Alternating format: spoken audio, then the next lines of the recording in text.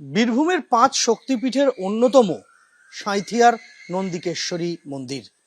যে নন্দিকেশ্বরী মন্দিরে মা কালী পূজিতা হন নন্দিনী রূপে এবং শিবের পূজা হয় নন্দিকেশ্বর রূপে। এই মন্দিরের ইতিহাস সুপ্রাচীন।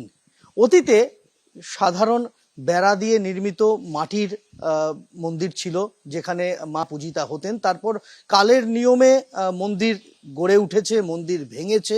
এই ভাঙা গড়ার মধ্যে দিয়ে চলতে চলতে আজকের জায়গায় মন্দির এই অবস্থায় রয়েছে। তবুও এখনো জরাজীর্ণ অবস্থা, মন্দির সংস্কারের কাজ চলছে।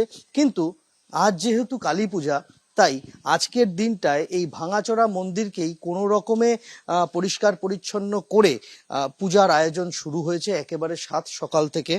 এবং বেলা বাড়ার সঙ্গে সঙ্গে যা যা উপাচার রয়েছে সেই সমস্ত কিছু করা হবে।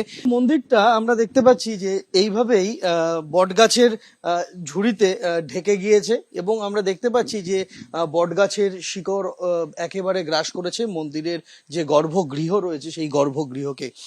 এইভাবেই এই মন্দির যুগ যুগ ধরে এখানে রয়েছে এবং মা নন্দিকেশ্বরী তিনি পূজিতা হচ্ছেন। কালী পূজার এই বিশেষ দিনটাতে স্থানীয় মানুষজন আসেন, দূর দূরান্ত থেকে মানুষজন আসেন। পার্শ্ববর্তী পড়শি রাজ্য ঝাড়খণ্ড, বিহার, সেই সমস্ত জায়গা থেকেও মানুষজন আসেন, ভক্তরা আসেন, পূজা অর্চনা করেন এবং তারা প্রসাদ নিয়ে চলে যান। এইভাবেই কালী পূজার দিনটাতে পূজিতা হন মা নন্দিকেশ্বরী সাঁইথিয়াতে।